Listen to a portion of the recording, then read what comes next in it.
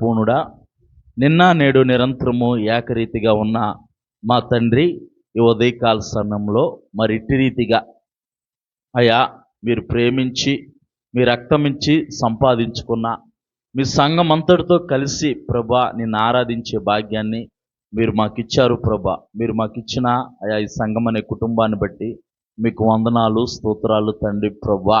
అయా తండ్రి, ఇప్పటి వరకు అయా పాటల ద్వారా నిన్ను స్తుతించాము, నిన్ను ఆరాధించాము. అయా వాక్య ధ్యానంలోనికి వెళ్తుండగా పరిశుద్ధాత్మదేవ నీవే మాతో ఉండి మాలో ఉండి ప్రభా మాట్లాడండి. మనుషులు మాట్లాడితే ప్రయోజనం లేదు, కానీ జీవం గల వాక్కుతో మీరే మాతో మాట్లాడి మమ్మల్ని బలపరిచి ప్రభా విన్న వాక్యాన్ని మేము విడిచిపెట్టేవారుగా ఉండకుండా ఆ వాక్యంలో మేము జీవిస్తూ ఆ వాక్యం ప్రకారము మేము నడుస్తూ 30 60 100 ఫలించి నీ నిత్యరాజ్యంలో నీతో పాటు యుగయుగాలు జీవించే భాగ్యాన్ని మా అందరికీ మీరు దయచేయమని యేసయ్య పరిశుద్ధ నామమునికే ఈ స్తుతి ఆరాధన సమర్పిస్తున్నాం పరమ తండ్రి.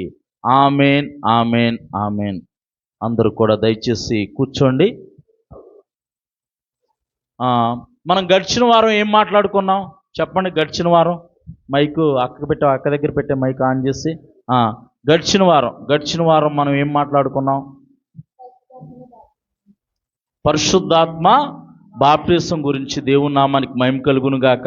మీరు గుర్తుపెట్టుకోండి, మన ఛానల్ పేరు యేసుక్రీస్తు పునరుద్ధాన శక్తి పరిచర్య. యూట్యూబ్లో ఉండిద్ది. మన ఛానల్లో సబ్స్క్రైబ్ చేసుకోవాలనుకుంటే సబ్స్క్రైబ్ చేసుకోండి. స్మార్ట్ ఫోన్లు ఉన్నవాళ్ళు చూడండి. వాక్యం వినటం మంచిది, వాక్యం వినడం మంచిది. పరిశుద్ధాత్మ బాప్టిజం గురించి మనం చెప్పుకున్నాం. ఒక సిరీస్గా మనం చేస్తూ ఉన్నాం. యేసు ప్రభు వారు చనిపోయి సమాధిలో పెట్టబడి, ఆయన సమాధిలో పెట్టబడిన తర్వాత ఆయన ఆత్మ ఎక్కడికి వెళ్ళి ఎలాంటి గొప్ప కార్యాలు చేసిన తర్వాత ఆయన పునరుద్ధానుడై తిరిగి లేచిన తర్వాత ఆయన ఎవరెవరికి కనపడిన తర్వాత ఈ భూమి మీద ఆయన 40 దినాలు ఉన్నాడు.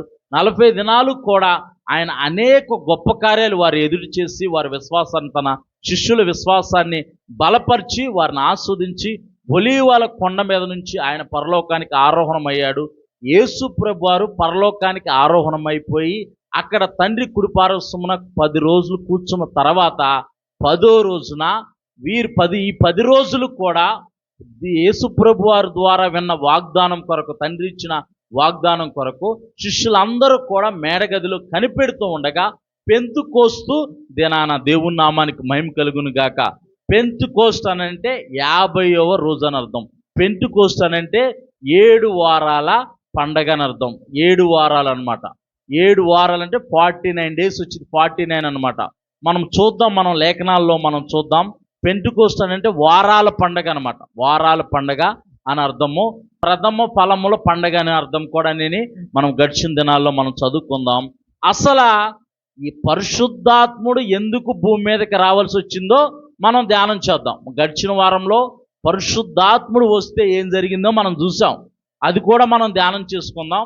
అక్కడి నుంచే మనం ధ్యానం చేసుకుందాం. కానీ మొట్టమొదటిగా ఇక్కడ పరిశుద్ధాత్ముడు వారి మీదకి వచ్చాడు. పరిశుద్ధాత్ముడు ఆ గదంతా ఆవరించాడు. నాలుకల వలె విభాగింపబడినట్టుగా వారి మీదకి దిగి వచ్చినప్పుడు వారు అన్ని భాషల్లో మాట్లాడారు. అంటే ఆ చుట్టూ ఉన్న ప్రాంతపు భాషల్లో మాట్లాడి వారికి సువార్త ప్రకటించారు. ఇప్పుడు మనం చూద్దాం, లేఖనాల్లో పరిశుద్ధాత్మ గురించి రాయబడి ఉందా? ఒకవేళ పరిశుద్ధాత్ముడు ఎలా భూమి మీదకి దిగి వస్తాడని శుద్ధ గ్రంథమైన బైబిల్లో ప్రవక్తలు ఎవరైనా చెప్పారా? చెబితే ఎప్పుడు చెప్పారు, ఏమని చెప్పారు? ఆ లేఖనాన్ని మనం ధ్యానం చేసుకుంటూ మన పాఠంలోనికి మనం ముందుకు సాగిపోతుందాం. మొట్టమొదటిగా యోవేలు గ్రంథము 2వ అధ్యాయము 28, 29 వచనం చదువమ్మా. తరువాత నేను సర్వజనుల మీద నా ఆత్మను కుమ్మరింతును, మీ కుమారులను మీ కుమార్తెలను ఇక్కడ దేవుడు ప్రవచనాత్మకంగా మాట్లాడుతున్నాడు. పరిశుద్ధాత్ముడు ఈ భూమి మీదకి రాక మునిపే యోవేలు ప్రవక్త ద్వారా ఇక్కడ ఇజ్రాయేల్ ప్రజలకు వాగ్దానం ఇస్తున్నాడు. ఇక్కడ ఆ తర్వాత అక్కడ పైనుంచి మనం చదువుకుంటా వస్తుంటే వారు ఉపవాసం అన్నింటి గురించి రాయబడి ఉండిద్ది అనమాట. ఆ తర్వాత నేను సర్వజనుల మీద నా ఆత్మను కుమ్మరిస్తాను. ఎప్పుడంటే యేసుప్రభు వారు ఈ లోకానికి వచ్చి యేసుప్రభు వారు మానవులందరి కొరకు తన పరిశుద్ధమైన రక్తాన్ని చిందించి పరలోకానికి ఆరోహణమైన తర్వాత నేను సర్వజనుల మీద నా ఆత్మను కుమ్మరిస్తానన్నాడు. ఎందుకు అప్పటి వరకు కూడా సర్వజనుల మీద దేవుని ఆత్మ ఉందా అని అంటే లేదు. దేవునికి నమ్మకంగా బ్రతికే వారి మీదే పరిశుద్ధాత్ముడు వచ్చి వెళ్తూ ఉండేవాడు. పరిశుద్ధాత్ముడు వారిలో ఉండేవాడు కాదు.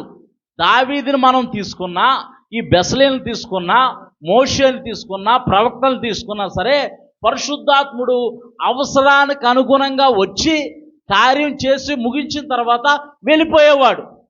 అందుకే పరిశుద్ధ గ్రంథమైన బైబిల్లో మనం చూస్తూ ఉంటుంటే ఇక్కడ మనము యెహోవా ఆత్మ దావీదు మీదకి రాగా, యెహోవా ఆత్మ గిద్దోని మీదకి రాగా, యెహోవా ఆత్మ సంసోను మీదకి రాగా అంటే ఆ అవసరానికి అనుగుణంగా దేవుని ఆత్మ వస్తుంది, కార్యం చేస్తుంది, వెళ్ళిపోతుంది. ఇప్పుడు ఈ ఏవేలు గ్రంథంలో మనం చూస్తూ ఉంటుంటే ఇక్కడ దేవుని ఒక వాక్యం చెబుతుంది, నేను సర్వజనుల మీద నా ఆత్మను కుమ్మరిస్తాను. దేవుని నామానికి మహిమ కలుగును గాక. గట్టిగా చప్పట్లు కొట్టి దేవుని నామాన్ని మహిమపడతాం. ఆయన ఒకరి మీద, ఇద్దరి మీద, ముగ్గురి మీద, 10 మంది మీద, 50 మంది మీద అనట్లేదు. ఆయన ఎవరైతే నన్ను సొంత రక్షకుడిగా అంగీకరిస్తారో, ఎవరైతే నన్ను విశ్వసిస్తారో, ఎవరైతే నన్ను వెంబడిస్తారో, ఎవరైతే నా మార్గంలో నడుస్తారో వారందరి మీద నా ఆత్మను కుమ్మరిస్తానంటున్నాడు. దేవుని నామానికి మహిమ కలుగును గాక. నేను సర్వజనుల మీద నా ఆత్మను కుమ్మరించేదను. ఆయన ఆత్మ కుమ్మరిస్తేనంట ఏం జరిగిద్దో చూద్దాం ఒకసారి. చదువునానా. మీ కుమారులను మీ కుమార్తెలను ప్రవచిస్తారంట. జరగబోయే సంగతుల గురించి ప్రవచిస్తారు. ఈ దినాల్లో ప్రవచన వాక్కు చాలా అవసరము. ఎందుకు ప్రవచన వాక్కు చాలా అవసరం అంటే మనం ఏ దినాల్లో ఉన్నాం? అంత్య దినాల్లోనే ఉన్నాం మనం.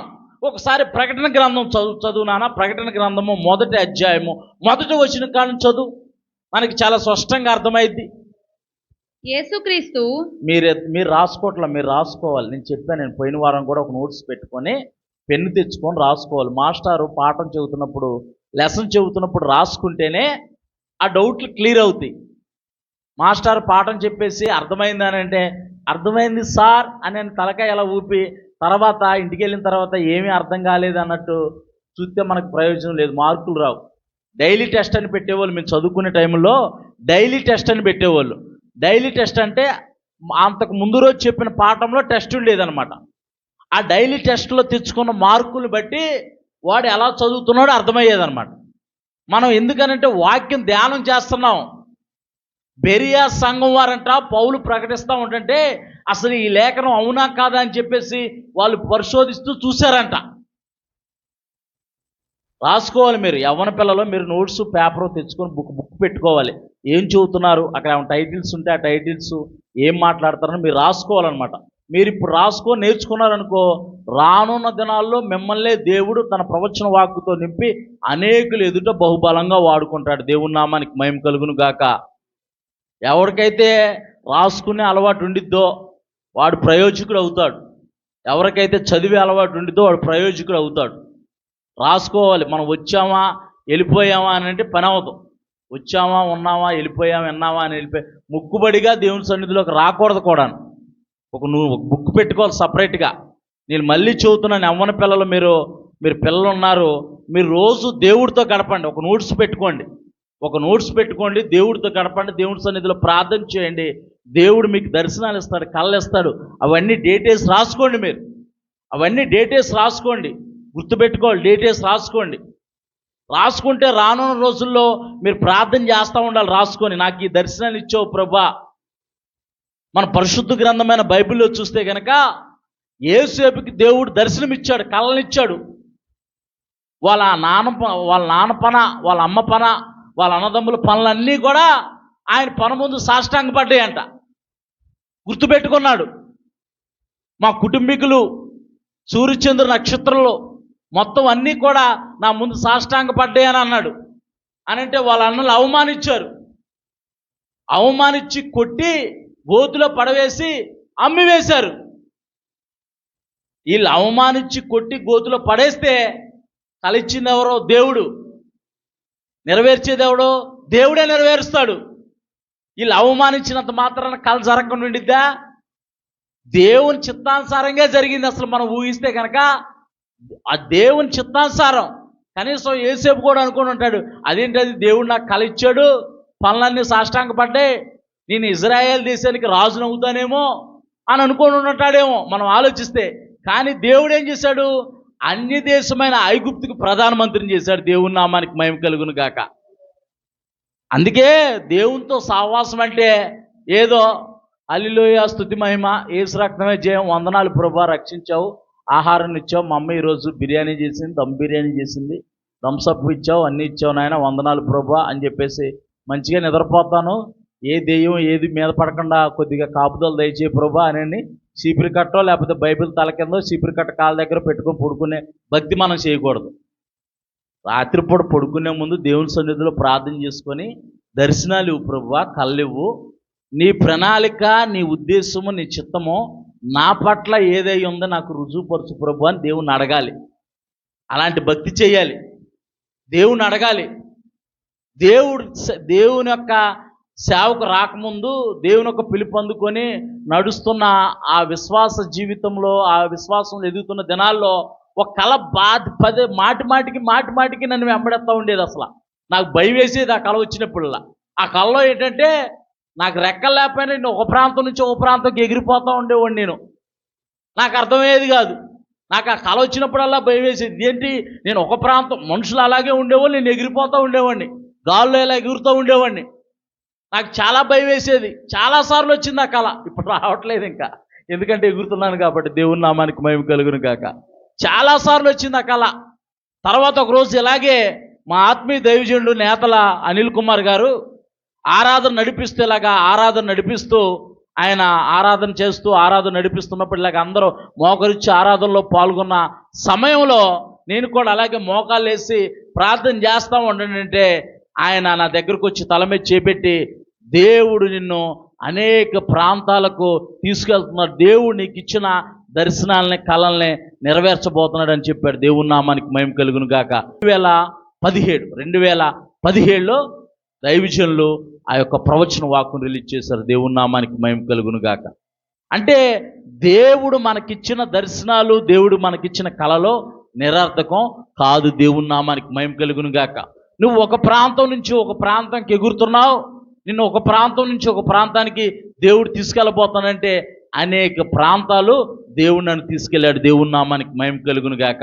అందుకే యవ్వన పిల్లలో మీరు యవ్వనస్తులు బలవంతుని చేతిలో బాణం వంటి వారు కనుక మీరు ఏదో నామకార్థమైన భక్తిపరులుగా మీరు జీవించద్దు. నిజమైన భక్తిపరులుగా జీవించండి. రానున్న దినాలు చాలా దుర్దినాల్లోకి మనం వెళ్ళబోతున్నాము. మరొకసారి కూడా నేను చెబుతున్నాను, ఈ సంవత్సరము వచ్చే సంవత్సరము కరువు రాబోతుంది. ఆహారం కూడా మీరు వృధా చేయొద్దు. ఎంత అన్నం వండుకోవాలో అంత అన్నం వండుకోండి, ఎంత కూర వండుకోవాలో అంత కూర వండుకోండి. వాతావరణము చాలా మార్పులు సంభవిస్తున్నాయి. కురిస్తే వర్షాలు విపరీతంగా కురుస్తాయి, కురవకపోతే వర్షాలు కురవో. 2026 సంవత్సరమే నువ్వు ఆనందంగా సంతోషంగా హ్యాపీగా బతకాలని అంటే నీ జీవితంలో, ఎన్ని సంవత్సరాల జీవితంలో 2026 సంవత్సరం ఒక్కటే నీకు ఆనందంగా సంతోషంగా బ్రతికే సంవత్సరంగా మిగిలిపోయిద్ది. రానున్న సంవత్సరాలు చాలా దుర్దినాల్లోకి మనం వెళ్తున్నాం. ఆషామాషి భక్తి పనికిరాదు, నామకార్థ భక్తి పనికిరాదు. ఇకనైనా మనం ముబ్బు వేడదాం. మత్తులుగా కాకుండా, మాంజులుగా కాకుండా ఆత్మను పొందుకొని ఆత్మానుసారంగా జీవిస్తూ పరిపూర్ణతలోకి మనం ఎదుగుదాం. ఎందుకనంటే దేవుని యొక్క వాక్యం చెబుతుంది. ఇప్పుడు మనం ధ్యానించిపోయే దాంట్లో చివరిలో అది రాయబడి ఉంటుంది. అక్కడ రాయబడి ఉంది, ప్రభు నామమున ప్రార్థన చేయవాడే రక్షింపబడతాడు. ఒకవేళ నీకు కరువు ఉన్నా, నీకు ఇబ్బందికరమైన పరిస్థితి ఎదురవుతున్నా సరే, నువ్వు ప్రభు నామమును బట్టి ప్రార్థన చేస్తూ ఉంటే నువ్వు రక్షింపబడతావు. దేవుని నామానికి మహిమ కలుగును గాక. అలాంటి దుర్దినాల్లోకి మనం వెళ్తున్నాం. ఇది ఆషామాషి మాట కాదు. కాకపోతే మీరు మొత్తం సోషల్ మీడియా అంతా చెక్ చేసుకోండి, మీకు కనపడిద్ది. నీకు చాలా రోజులు మించి చెబుతుంది. దాదాపు ఈ మాట నేను 3 సంవత్సరాలు పెట్టి చెబుతున్నాను. రాబోయే దినాలు చాలా దినాలని చెప్పి చెబుతున్నాను, నేను మొత్తుకుంటున్నాను. నా మాట పట్టించుకోవట్లేదు. తర్వాత వచ్చిన తర్వాత అవసరమైతే మెగా లాక్డౌన్ కూడా రాబోతుంది. ఏ లాక్డౌను? మెగా లాక్డౌన్ కూడా రాబోతుంది. అంటే ఆ లాక్డౌన్ ఉంచితే సంవత్సరం ఉంచవచ్చు, 2 సంవత్సరాలు ఉంచవచ్చు. అన్ఎక్స్పెక్టెడ్గా అనౌన్స్మెంట్ చేస్తారు. అన్ఎక్స్పెక్టెడ్గా లాక్డౌన్ అని అనౌన్స్మెంట్ చేస్తారు. ఎక్కడో అక్కడ నిలిచిపోతారు అంతే. ఇంకా ఇప్పుడు యుద్ధం ఎలా వచ్చింది? అన్ఎక్స్పెక్టెడ్గా వచ్చింది యుద్ధం. ఆ యుద్ధం రావటం వల్ల చాలా నష్టపోతున్నాం. ఆ యుద్ధం రావటం వల్ల. అంటే దేవుని యొక్క వాక్కులో రాయబడ్డాయి. పరిశుద్ధ గ్రంథమైన బైబిల్లో యుద్ధ సమాచారం మీరు వింటున్నారంటే, రాజ్యం మీదకి రాజ్యము, జనం మీదకి జనము వస్తుందంటే, అక్కడక్కడ భూకంపాలు వస్తున్నాయంటే, గడిచిన వారంలో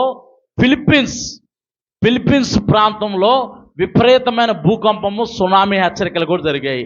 రెక్టర్ స్కేల్ మీద 8-7 పాయింట్ భూకంపం వచ్చింది. చాలా చాలా భయానకమైన భూకంపం వచ్చింది. విపరీతమైన భూకంపాలు వస్తున్నాయి. అగ్నిపర్వతాలు బద్దలవుతున్నాయి. సముద్రాలు ఎదరకొచ్చేస్తున్నాయి. సముద్రాలు కరిగిపోతున్నాయి. అక్కడక్కడ మేఘం యొక్క విస్ఫోటనం జరుగుతుంది. దాన్ని ఇంగ్లీష్లో ఏమంటారంటే క్లౌడ్ బరస్ట్ అంటారు. ఏమంటారు ఒకసారి అనండి? Cloud burst.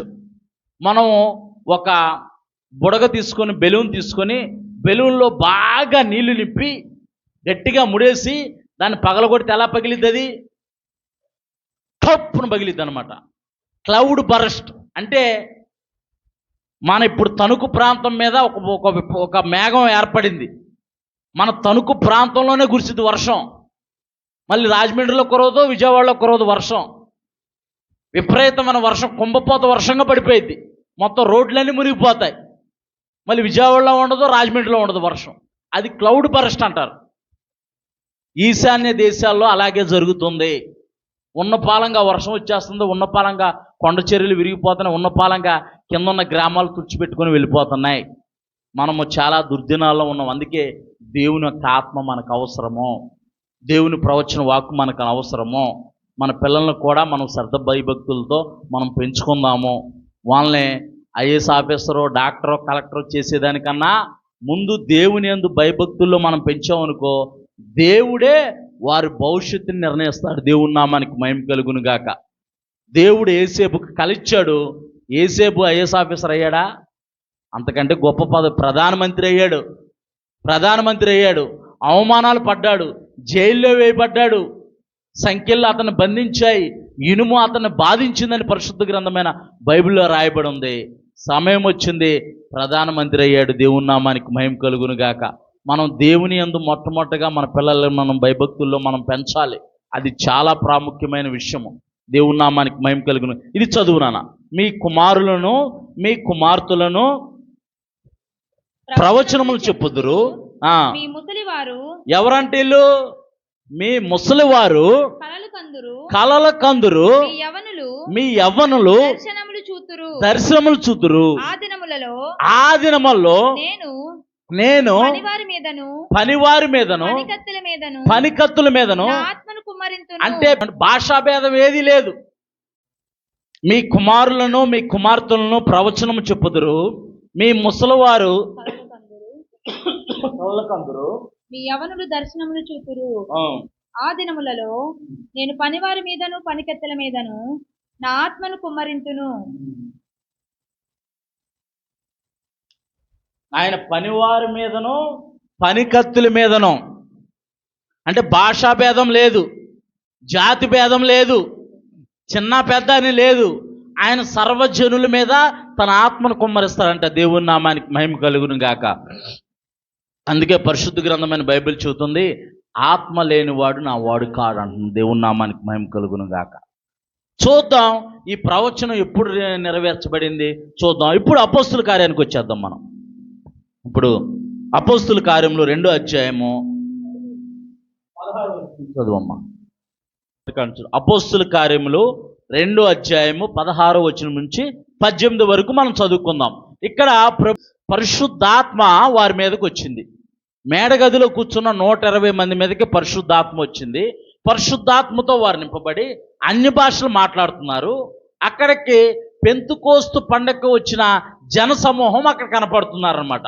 వారందరూ అనుకుంటున్నారు, మనం చూస్తూ ఉంటుంటే వీళ్ళేంటి, వీళ్ళు వింత భాషలు, వీళ్ళు భాషలు మాట్లాడుతున్నారు, వీళ్ళు కొత్త మద్యం ఏమైనా తాగారా, మద్యం తాగారా అంటే, ఇప్పుడు మందు వేసినోడే ఒక 2 క్వార్టర్లు వేసినోడే మనకు కనపడితే వాట్ షార్ట్ అంటాడండ. ఇది చూడాలి నా వైపు. మందు తాగినోడు ఇంగ్లీష్ మాట్లాడతాడు, మీకు తెలియదు అనుకోండి. వాట్ ఇస్ దిస్ ఐఎమ్ హో అంటాడు ఇంగ్లీష్ మాట్లాడతాడు. మీకు ఎవడ ఎదురవ్వలేదు అనుకుంటా, రోడ్ల మీద చూస్తూ ఉంటాం అనమాట. ఓ షో అని అంటూ ఉంటాడు. వీళ్ళు కొత్త మద్యం ఏమైనా తాగారేమో, వీళ్ళు మద్యం తాగారేమో అని అనుకుంటున్నారు. ఇంతకది ఉదయం 9 అవుతుంది సమయం, అక్కడ ఉదయం 9 అవుతుంది ఇంకా సమయం. అదేంటది అప్పుడే కొత్త మద్యం తాగారా అని అంటున్నారు వీళ్ళు. అప్పుడు ఇక్కడ పేతురు నిలబడి వారితో మాట్లాడుతున్నాడు. చదువు నాన్న. కొందరైతే వీరు కొత్త మద్యముతో నిండి ఉన్నారని, వీళ్ళంటే మద్యం తాగారు అందుకే ఇలా మాట్లాడుతున్నారని అపహాసం చేశారు. అర్థం కానోడు బుర్ర తక్కువలు ఏం చేస్తారు? అందుకే ఇప్పుడు యేసు ప్రభువుని నమ్ముకోండిరా, నిత్యజీవం మార్గాన్ని నడవండిరా బాబు అని అంటే మతం మారుతున్నాం అని అంటున్నారు వీళ్ళు. వీళ్ళకి అసలు బుర్ర ఉందా, బుర్రలేదా? క్రైస్తవత్వం మతం మారుస్తుందా? మంచి మార్గంలో నడవండిరా, లోకంలో ఉన్న వాటిని వదిలిపెట్టండి, లోకాశలను వదిలిపెట్టండి, అక్రమాన్ని విడిచిపెట్టండి అని చెప్పి చెబుతుంది. అసత్యాన్ని విడిచిపెట్టండి అని చెప్పి చెబుతుంటే ఇక్కడ వీరు కూడా ఉన్నారు. వీళ్ళు భాషలతో నింపబడి దేవుని స్తుతిస్తూ ఉంటుంటే వీళ్ళు మద్యం తాగారని అంటున్నారు. వాళ్ళు ఎంత అవివేకులో చూడండి. అప్పుడు పేతురు నిలబడి మాట్లాడుతున్నాడు. చదువు నాన్న.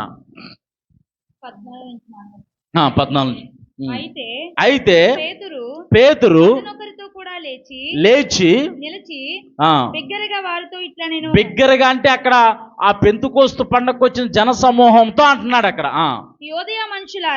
యోదయ మనుషులారా, యెరూషలేములో కాపురమున్న సమస్త జనులారా, ఇది మీకు తెలియనుగాక, చెవియొగ్గి నా మాటలు వినుడి. సంగముతో ఆత్మ చెబుతున్న మాట చెవి గలవాడు వినుగాక. దేవుని నామానికి మహిమ కలుగును గాక అని ప్రకటన గ్రంథంలో రాయబడి ఉంది. మీరు ఊహించినట్టు మీరు మత్తులు కారు. వాళ్ళు ఊహించుకున్నారు, వాళ్ళ నిజం కాదది. మీరు ఊహించుకుంటున్నారు, వాళ్ళు మత్తులై ఉన్నారు, వారు మద్యంతో నిండి ఉన్నారని మీరు ఊహించుకుంటున్నారు, నిజం కాదు. చదువు నాన్న. పొద్దు పొడిచి జాము కాలేదు. యోవేలు ప్రవక్త ద్వారా చెప్పబడిన సంగతి ఏమనగా అంత్య దినములయందు నేను మనుషులందరి మీద అక్కడ సర్వజనుల మీద అని రాయబడి ఉంది. ఇక్కడ మనుషులందరి మీద అని స్పష్టంగా ఇక్కడ పేతురు భక్తుడు చెబుతున్నాడు. లోకా రాశాడు ఈ అపోస్తుల కార్యములు. దేవుని నామానికి మహిమ కలుగును గాక. చదువునానా. మనుషులందరి మీద నా ఆత్మను కుమ్మరించెదను, మీ కుమారులను మీ కుమార్తెలను ప్రవచించెదరు. దేవుని నామానికి మహిమ కలుగును గాక. ఇప్పుడు ప్రకటన గ్రంథానికి రా ఒకసారి. ప్రకటన గ్రంథము 1వ అధ్యాయము 1వ వచనం కానీ చదువు. యేసుక్రీస్తు తన దాసులకు కనబర్చుటకు దేవుడు ఆయనకు అనుగ్రహించిన ప్రకటన. ఈ సంగతులు త్వరలో ఈ ప్రకటన గ్రంథంలో రాయబడి ఉన్నవి త్వరలో సంభవింపనై ఉన్నవంట. దేవుని నామానికి మహిమ కలుగును గాక. చదువునానా. ఆయన తన దూత ద్వారా వర్తమానం పంపి తన దాసుడైన యోహానుకు వాటిని సూచించెను. అతడు దేవుని వాక్యమును గూర్చి యేసుక్రీస్తు సాక్ష్యమును గూర్చి తాను చూచిన అంతటిని గూర్చి సాక్ష్యమిచ్చెను. సమయము సమీపించి ఉందనంట. దేవుని సంగమా, సమయము సమీపించి ఉంది గనక మనము అజ్ఞానుల వలె కాకుండా జ్ఞానుల వలె ప్రవర్తించమంటుంది దేవుని ఒక వాక్యం. దేవుని నామానికి మహిమ కలుగును గాక. సమీపించిన సమయంలో మనం ఉన్నాం. సమయం చాలా దగ్గరగా ఉంది. దేవుని యొక్క రాకడ చాలా దగ్గరగా ఉంది. మనం అంత్య దినాల్లో ఉన్నాం, దుర్దినాల్లో మనం బ్రతుకుతున్నాం. చదువునాను. ఈ ప్రవచన వాక్యములు దేవుని నామానికి మహిమ కలుగును. అందుకే చదివించాను ఈ ప్రవచన. ఇదేంటంట? ప్రవచన వాక్ అంటే అది ప్రకటన గ్రంథము ప్రవచన వాక్కులతో కూడింది. మనం దేవుని ఆత్మతో నింపబడి ప్రకటన గ్రంథం చదువుతున్నాం అనుకో, ఆ ప్రవచన వాక్కులో ఉన్న మర్మాలు మనకు బోధించబడతాయి. దేవుని నామానికి మహిమ కలుగును గాక. రానున్న రోజుల్లో ఈ సిరీస్ అంతా అయిపోయిన తర్వాత మనము ప్రకటన గ్రంథమే ధ్యానించబోయేది. దేవుని నామానికి మహిమ కలుగును గాక. మీరు ఒకవేళ ప్రకటన గ్రంథం చదవాలని ఆసక్తితో ఉంటే కనుక ఇప్పటి నుంచే ప్రకటన గ్రంథం చదవటం ప్రయత్నం చేయండి. అప్పుడు బోధించబడేటప్పుడు చాలా స్పష్టంగా అర్థమైంది. దేవుని నామానికి మహిమ కలుగును గాక. ఇప్పుడు అపోస్తుల కార్యములకు వచ్చాను. అపోస్తుల కార్యములకు వచ్చాయి. ఇప్పుడు అపోస్తుల కార్యములకు వచ్చేసి ఇప్పుడు చదువు. అంత్య దినములందు నేను మనుషులందరి మీద నా ఆత్మను కుమ్మరించెదను. మీ కుమారులను మీ కుమార్తెలను ప్రవచించెదరు. మీ యవ్వనులకు దర్శనములు కలుగును. మీ వృద్ధులు కలల కందురు. వృద్ధులు కూడా కళ్ళకంటారంట. వృద్ధులు ముసలివారు కళ్ళకంటారంట. అంటే దేవుడు పక్షపాతి కాదు. దేవుని నామానికి మహిమ కలుగును గాక. యవ్వనస్తుల్ని ప్రవచించేవారిగా చేస్తానన్నాడు. యవ్వనస్తులకి దర్శనాలు ఇస్తానన్నాడు. ముసలివారు కళ్ళకంటారంట. దేవుడు మంచి మంచి కళలను దేవుడు ఇవ్వబోతున్నాడు. దేవుని నామానికి మహిమ కలుగును గాక. నమ్మిన వారు గట్టిగా చప్పట్లు కొడదాం. దేవుని నామానికి మహిమ కలుగును గాక. మీరు చెప్పాలి, దేవునితో మీరు గడుపుతూ దేవుని ఆత్మతో నింపబడి పరిచర్య కొరకు రానున్న రోజుల్లో జరగబోయే సంఘటనలన్నిటి కొరకు దేవుని సన్నిధిలో మీరు ప్రార్థిస్తూ ఉంటుంటే దేవుడు దర్శనాలను ఇస్తాడు, కళ్ళు ఇస్తాడు. దేవుని నామానికి మహిమ కలుగును గాక. పాత్రి గారికి ఒక్కరికే దర్శనాలు కళ్ళు ఇచ్చే దేవుడు కాదు, అందరికీ కళ్ళు ఇచ్చే దేవుడు, అందరికీ దర్శనాలు ఇచ్చే దేవుడు, అందరికీ ఆత్మను ఆయన ధారాళంగా ఇచ్చే దేవుడు. దేవుని నామానికి మహిమ కలుగును గాక. ఆయనే ప్రభు అయిన యేసుక్రీస్తు. దేవుని నామానికి మహిమ కలుగును గాక. చదువమ్మా. ఆ దినములలో తన దాసుల మీదను దాసురాల మీదను నా ఆత్మను కుమ్మరించెదను కనుక వారు ప్రవచించెదరు. పైన ఆకాశమందు మహత్ కార్యములు, అంటే ఆకాశంలో చాలా మహత్ కార్యములు జరుగుతాయి. దేవుని యొక్క రాకడకు సూచనలు చాలా మహత్ కార్యములు జరుగుతాయి. అనేక గొప్ప వింత సంఘటనలు జరుగుతూ ఉంటాయి అని చెప్పేసి అక్కడ చెబుతున్నాడు. ఇప్పుడు ఇదంతా చెప్పాడు. ఇక్కడ పేతురు నిలబడి చెబుతున్నాడు. ఇక్కడ మీ అందరికీ మీకు అర్థమై ఉండేది స్పష్టంగా. యోవేలు గ్రంథంలో దేవుని ఆత్మను గురించిన ప్రవచన వాక్కును మనం ధ్యానం చేస్తాం. అది ఎక్కడ నెరవేర్చబడింది? అపోస్తుల కార్యములు 2వ అధ్యాయము 16 నుంచి 18 వచనాల్లో మనం చూడగలుగుతున్నాం. ఇప్పుడు పేతురు నిలబడి మాట్లాడుతున్నాడు అనమాట. ఇది మద్యంతో నిండిన వారు భాషలు మాట్లాడటం కాదు నాయన, పరిశుద్ధాత్ముడు వీరి మీదకి వచ్చారు, దేవుని ఆత్మతో వీరు నింపబడ్డారు. ఎందుకని వీరు దేవుని ఆత్మతో నింపబడ్డారంటే యోవేలు గ్రంథంలో దేవుడు ప్రవచన వాక్కులు ఇచ్చాడు కదా, ప్రవచనాలు ఇచ్చాడు కదా, ఆ ప్రవచనం నెరవేర్పు ఇది జరిగింది అని చెప్పి చెబుతూ అసలు దీని అంతటికి కారణం ఏంటని చెప్పేసి ఇజ్రాయేల్ ప్రజలకి చెబుతున్నాడు. చదువునాను అక్కడ నుంచి. ఇశ్రాయేలు వారులారా ఈ మాటలు వినుడి. దేవుడు నజరేయుడగు యేసు చేత అద్భుతములను మహత్కార్యములను సూచక్రియలను మీ మధ్యన చేయించి ఆయనను తన వలన మెప్పు పొందిన వానిగా కనపరచెను. దేవుని నామానికి మహిమ కలుగును గాక. అంటే తండ్రి అయిన దేవుడు తన ప్రియకుమారుడైన యేసు ప్రభు వారిని ఈ లోకానికి పంపి మన పాపముల కొరకు ఆయన బలిగా అర్పణగా అర్పించబడ్డాడు. ఆయన చనిపోయాడు. మీరు అన్యాయంగా యేసు ప్రభు వారిని మీరు సిలువ వేశారని చెప్పేసి ఇక్కడ యేసు ప్రభు వారిని గుర్చిన సాక్ష్యము వారికి చెబుతా ఉంటే అక్కడ వారి హృదయాలు నొచ్చుకున్నాయంట. దేవుని నామానికి మహిమ కలుగును గాక. ఎందుకు నొచ్చుకున్నాయి అని అంటే సహజంగా మనము మానవ రీతిగా ఉన్నాం కనుక సహజంగా ఒకవేళ మన గబాలన ఏదైనా పొరపాటులో కానీ కోపంలో కానీ ఎవరినైనా గబాలన ఒక మాట అన్నాం అనుకో, తర్వాత ఒక రోజు అయినాకో ఒక గంట అయినాకో ఒక పూట అయినాకో తర్వాత వాళ్ళకి తెలిసిన బంధువులు వచ్చి నీ మాట వల్ల వాళ్ళు నొచ్చుకున్నారంటే మనకు ఎలా ఉండిద్ది? నీ మాట వల్ల వాళ్ళు బాధపడ్డారు, నీ క్రియల వల్ల వాళ్ళు బాధపడ్డారంటే మన హృదయం మనకు నొచ్చుకోదా? అయ్యో పొరపాటున నేను అన్నానే. నిజంగా మనిషి అయితే ఆలోచించాడు. మనిషిగా ఏమంటాడంటే అనాల్సిందే, నేను అనకపోతే నాకు దొరికింది అవకాశం, నేను అనకపోతే ఇప్పుడు అనకపోతే ఎప్పుడు అంటాను, వారికి తగిన శాస్తి జరగాల్సిందే అంటాడు. అదే నిజంగా మానవతా విలువలు ఉన్నాడైతే ఏమంటాడు? అయ్యో పొరపాటున ఏదో గబాల్ నా ఫోర్సులు అనేసానే, పొరపాటున అనేసానే, అయ్యో ఇప్పుడు ఎలాగా ఏమనుకుంటుందో ఏంటో అని అనుకోమా? ఇక్కడ పేతురు నిలబడి చెబుతున్నాడు, మీరు ఎవరు సిలువేశారు అనుకుంటున్నారు? అన్యాయం చేయని వాడిని సిలువేశారు, అన్యాయం చేసిన బరబ్బాని విడుదల చేయమన్నారు.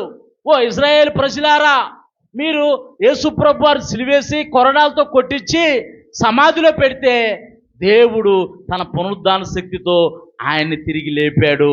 ఆయన్ని ప్రభువుగాను క్రీస్తుగాను అని రాయబడింది. క్రీస్తు అని అంటే అభిషక్తునిగాను ఆయన ఎంచాడనంట. దేవుని నామానికి మహిమ కలుగును గాక.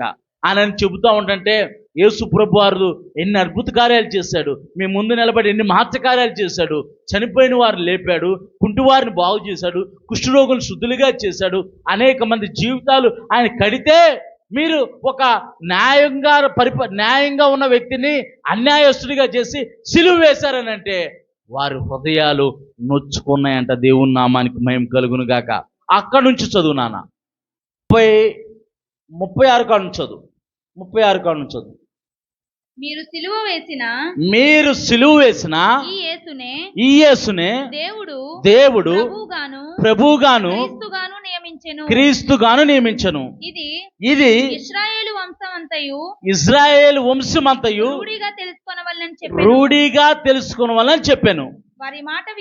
వారు ఈ మాట విని హృదయములో నొచ్చుకొని సహోదరులారా అయితే మేమేం చెయ్యాలి? మరి మేము తప్పు చేశాం, మేము పొరపాటు చేశాం, అయితే మేమేం చెయ్యాలి అని అక్కడ అపోస్తులను అడుగుతున్నారన్నమాట. సహోదరులారా అయితే మేమేం చేయాలి? ఇప్పుడు నువ్వు మాకు చెప్పావు, మాకు అర్థమైంది, మాది పొరపాటు, మా తప్పు అయిపోయింది, ఇప్పుడు మేమేం చెయ్యాలి అని అడుగుతున్నారు. అక్కడ చదువునాను. పేతురును కడమ అపోస్తులను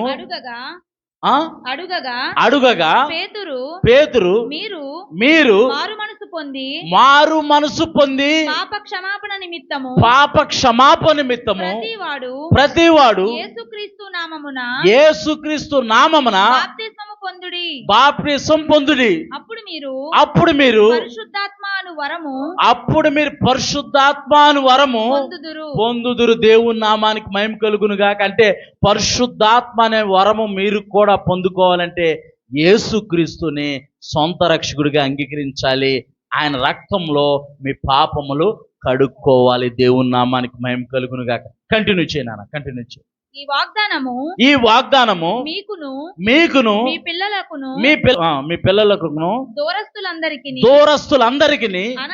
అనగా ప్రభువైన దేవుడు తన యొద్దకు పిలిచిన వారందరికీ, అంటే మనల్ని కూడా పిలిచాడా లేదా? పాపంలో శాపంలో కుట్టుమిట్టాడుతుంటే పాపం అనే ఊపిరి మనం పడి ఉంటే దేవుడు మనల్ని కృపచేతనే రక్షించాడు, తన పరిశుద్ధాత్మనిచ్చాడు. దేవుని నామానికి మహిమ కలుగును గాక. అసలు నేను వాక్యం చెప్పగలనా లేదని ఎంతో తడబాటుకు లోనయ్యాను, ఎంతో ఒత్తిడికి లోనయ్యాను. పరిశుద్ధాత్ముడు మనలో ఉంటే ఆయనే బోధించే బోధకుడు. దేవుని నామానికి మహిమ కలుగును గాక. చదువునాను. పిలిచిన వారందరికీ చెందునని వారితో చెప్పెను.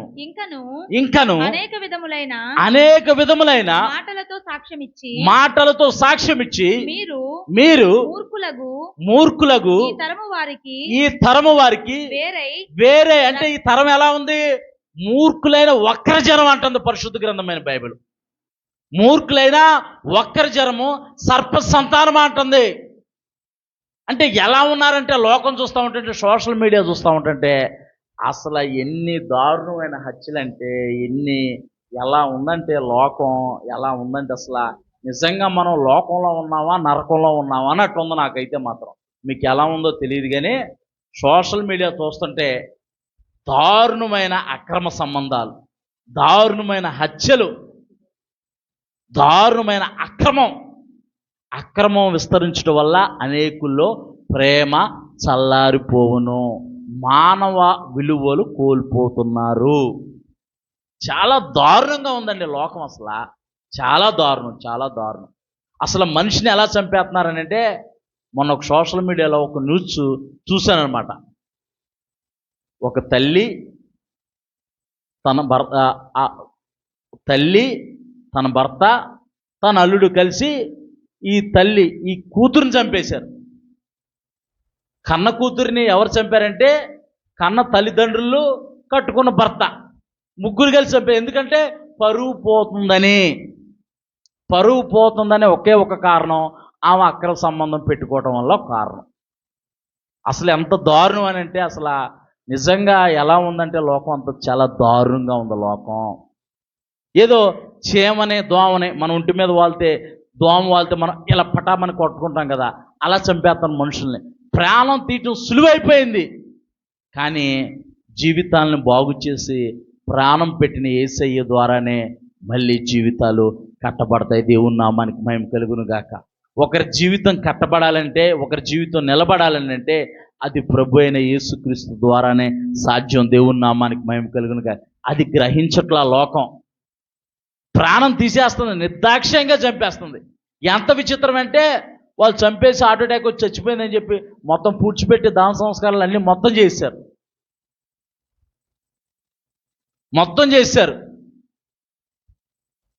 అసలు మనిషిని మనిషిగా చూడటం మానేస్తుంది లోకం. మృగంలాగా తయారవుతున్నారు మనుషులు. ఇంకా నన్ను అడిగితే ఈ కోతులు, ఈ కొయ్యే నయం అనిపిస్తుంది, అడవిలో ఉన్న జంతువులే నయం అనిపిస్తుంది నిజంగా మన మనుషుల కన్నా. అలా అంత దారుణంగా తయారవుతున్నారు మనుషులు, అంత దారుణంగా తయారవుతుంది. వ్యవస్థలు కూడా చాలా దారుణంగా ఉన్నాయి వ్యవస్థలు కూడా. అలాంటి పరిస్థితుల్లో మనం ఉన్నాం దేవుని సంగమా. ఎప్పుడు ఏం జరుగుతుందో, ఎప్పుడు ఎలాంటి పరిస్థితుల్లోకి వెళ్తామో ఎవ్వరికీ తెలియని పరిస్థితుల్లో ఉన్నాం కనుక మనం పరిశుద్ధాత్మతో నింపబడి ప్రభు సన్నిధిలో ఎల్లప్పుడూ ప్రార్థించేవారిగా ఉండాలి. వీరు ఇంకా అనేకమైన సాక్ష్యం చెబుతూ చదువునానా. మీరు మూర్ఖులకు ఈ తరము వారికి మనం ఎలా అవ్వాలంట? వేరైపోవాలంట. ఈ తరం వారితో మనం వేరైపోవటం అంటే ప్రత్యేకపరచబడాలి, లోకంతో ప్రత్యేకపరచబడాలి, లోకం నుంచి ప్రత్యేకపరచబడాలి, పాపం నుంచి ప్రత్యేకపరచబడాలి. మనం పరిశుద్ధమైన జనాంగమో, మనం రాజులైన యాజక సమూహమో. మా దగ్గరికి మీరు రారా, మా వాటికి ఏట్లకి మీరు రారంటే వెళ్ళకూడదు. మనం ఎందుకు వెళ్ళాలి? మూర్ఖులైన ఒక్కరి జనం అంటుంది. మూర్ఖులైన ఒక్కరి జనం, మూర్ఖత్వంతో జీవించే వారితో సహవాసం చేయమని చెప్పి పరిశుద్ధ గ్రంథమైన బైబిల్ చెప్పట్ల. అపవిత్రతో, అక్రమంతో సహవాసం చేయమని చెప్పి పరిశుద్ధ గ్రంథమైన బైబిల్ చెప్పట్ల. మనిషిని మనిషిగా చూడు, మనిషిని ప్రేమించు. కానీ వారు దాంట్లోకి వెళ్ళి పాలు పంపులు పొందుకొని మళ్ళీ వచ్చి దేవుని బల్ల మీద చేయేస్తూ ఉంటారు. మనం పరిశుద్ధమైన జనాంగం, మనం ప్రత్యేకించబడిన జనాంగం. ఇక్కడ పేతురు నిలబడి చెబుతున్నాడు, మీరు మూర్ఖులైన జనముతో వేరైపోవాలి. మీరు ఈ తరం వారిలో నుంచి మీరు వేరైపోవాలి. చదువునాను. వేరై రక్షణ పొందుడని వారిని హెచ్చరించెను. కాబట్టి అతని వాక్యము అంగీకరించిన వారు బాప్తిస్మము పొందిరి. ఆ దినమందు ఇంచుమించు 3,000 మంది చేర్చబడిరి. గట్టిగా చప్పట్లు కొట్టు దేవుని నామానికి మహిమ కలుగుతాం. పేతురు పామరుడండి, విద్యలేని వాడు, చేపలు పట్టుకునేవాడు. మనం గడిచిన దినాల్లో చదువుకున్నాం. చేపలు పట్టుకునే పేతురుని దేవుడు పిలిస్తే, యేసు ప్రభు వారు పిలిస్తే యేసు ప్రభు వారిని వెంబడించాడు. మళ్ళీ యేసు ప్రభు వారిని సిలువేసేసిన తర్వాత, యేసు ప్రభు వారు పునరుద్ధరణై తిరిగి లేచిన తర్వాత మళ్ళీ వెళ్ళి చేపలు పట్టుకోవడానికి వెళ్ళిపోతే, మళ్ళీ ఆయనతో కూడా ఉన్న శిష్యులు మేము కూడా వస్తామని అంటే, మళ్ళీ యేసు ప్రభు వారు కనపడి, అరే బాబా, నేను పిలిచింది మనుషుల్ని పట్టడానికి, మళ్ళీ చేపలు పట్టుకుంటున్నావు ఏంట్రా బాబు అని అంటే, మళ్ళీ పశ్చాత్తాపడి మళ్ళీ నిలబడిన పేతురుని దేవుడు ఎలా వాడుకున్నాడు చూడండి. పేతురు మాట్లాడుతుంటే పేతురు మాటలలో వారి హృదయాల్లో గుచ్చుకొని, వారి హృదయాలు నొచ్చుకుంటే వారు పశ్చాత్తాపడి మారు మనసు పొంది వారు రక్షింపబడ్డారంట. దేవుని నామానికి మహిమ కలుగును గాక. ఇంచుమించు ఎంతమంది అని అంటే 3,000 మంది రక్షింపబడ్డారు. దేవుని నామానికి మహిమ కలుగును గాక. ఇక్కడ పరిశుద్ధాత్ముడు వచ్చినప్పుడు 3,000 మంది రక్షింపబడ్డారు. దేవుని యొక్క వాక్కు ధర్మశాస్త్రము ఇజ్రాయేల్ ప్రజలకి ఇవ్వబడినప్పుడు 3,000 మంది నశించిపోయారు. ఇక్కడ సినాయి పర్వతం మీదకి మోషే అక్కడికి వెళ్ళి దేవుని సన్నిధిలో ఉండి కనిపెడతా ఉంటుంటే కింద ఇక్కడ ఈ ఇజ్రాయేల్ ప్రజలందరూ, ఐగుప్తు నుంచి విడిపించబడిన ఇజ్రాయేల్ ప్రజలందరూ అహరోన్ దగ్గరికి వచ్చి, మోషే ఏమైపోయాడు, మోషే ఇటు వెళ్ళిపోయాడు, మమ్మల్ని నడిపించడానికి మా ముందర ఒక దేవుడు కావాలని చెప్పేసి ఈ యొక్క అహరోన్ని వారు శోధిస్తే, అహరోను మీ యొక్క బంగారు పోగులన్నీ తీసుకురండి అని అంటే ఆ బంగారు పోగులన్నీ తీసుకొచ్చి దాంట్లో వేస్తే పోత విగ్రహం, దూడ విగ్రహం తయారయ్యింది. ఆ దూడ విగ్రహాన్ని ముందు పెట్టుకొని వీళ్ళు డ్యాన్సులు డప్పులు వేసుకుంటూ ఊరేగుతూ ఉంటుంటే ఇక్కడ దేవుడు మళ్ళీ మోషేకు ప్రత్యక్షమే, ఒరి బాబా తీసుకొచ్చిన జనాంగాలు చెడిపోతున్నారు, నువ్వు అర్జెంటుగా కిందకి వెళ్ళరా బాబా అని అంటే అక్కడ 3,000 మంది నశించిపోయినట్టు పరిశుద్ధ గ్రంథమైన బైబిల్లో చూడగలుగుతాం. అంటే దేవుని కృప వస్తే మనం రక్షింపబడ్డాం. దేవుని నామానికి మహిమ కలుగును గాక. దేవుని ఉగ్రతనుకో ఒక్కడు కూడా ఈ భూమి మీద నిలబడడో, ఒక్కడు కూడా ఈ భూమి మీద నిలబడడో. టైము మరి 10 అయిపోయింది కనుక ఇక్కడతో ఈ పాఠాన్ని ముగించుకుందాం. వచ్చే వారం మనము ధ్యానం చేసుకుందాం. ఇప్పుడు ఇక్కడ మనం చూస్తే కనుక 3,000 మంది రక్షింపబడ్డారు. దేవుని కృప ద్వారానే వారు రక్షింపబడ్డారు. మేమేం చేయాలని వారు అపోస్తులను అడిగినప్పుడు, మీరు కూడా ఈ పరిశుద్ధాత్మను వరం పొందుకోవాలంటే రక్షింపబడాలని చెప్పేసి వారు చెప్పినప్పుడు వారు ఇంకా అనేక యేసుప్రభు వారిని గురించి సాక్ష్యము, అనేక విషయాలు, అనేక సాక్ష్యాల గురించి వారు చెప్పినప్పుడు వారు మారు మనసు పొంది వారు రక్షింపబడ్డారంట. రక్షింపబడిన తర్వాత ఏం జరిగిందో వచ్చే వారం మనము ధ్యానం చేసుకుందాము. అట్టి కృప దేవుడు మనందరికీ దయచేయునుగాక. దేవుని నామానికి మహిమ కలుగునుగాక. అందరం కూడా మోకరిద్దాం. అందరం కూడా మోకరించి పరిశుద్ధాత్మ నాకు కావాలి ప్రభా, నీ పరిశుద్ధాత్మ శక్తితో నింపయ్యా. అక్కడ అపోస్తుల కార్యంలో ఆయన వీచే గాలి వలె శబ్దంతో వచ్చాడు, అగ్ని జ్వాల వలె వచ్చాడు. అలాగే రావాలని లేదు, పరిశుద్ధాత్ముడు మీ మీదకే అలాగే రావాలని లేదు. వారికి ఆ విధంగా సూచనగా కనపడింది, నీకు ఇంకో విధంగా కనపడిద్ది, నీకు ఇంకో విధంగా సూచనిస్తాడు. అదే విధంగా కావాలన్నది కాదు, కానీ పరిశుద్ధాత్మ మనకు కావాలి, అది ప్రాముఖ్యమైనది. అందరూ ప్రార్థన చేసుకోండి. అయ్యా నీ పరిశుద్ధాత్మతో మమ్మల్ని నింపు ప్రభా, నీ పరిశుద్ధాత్మ స్థితితో. పిల్లలు కూడా పరిశుద్ధాత్ముడా అయ్యా మీరు మాతో ఉండండి ప్రభా, మేము కూడా నీతో అయ్యా, మేము కూడా రానున్న రోజుల్లో అయ్యా మేము కూడా రక్షింపబడాలని ప్రార్థన చేసుకోండి. మేము కూడా రక్షింపబడాలని ప్రార్థన చేసుకోండి. అయ్యా నీ పరిశుద్ధాత్మతో నింపయ్యా, నీ పరిశుద్ధాత్మ శక్తితో నింపయ్యా అని ప్రార్థన చేసుకుందాం. వందనాలు ప్రభా, వందనాలు తండ్రి, సర్వశక్తిమంతుడా నీకు వందనాలు, మహోన్నతుడా నీకు వందనాలు ప్రభా, వందనాలు తండ్రి.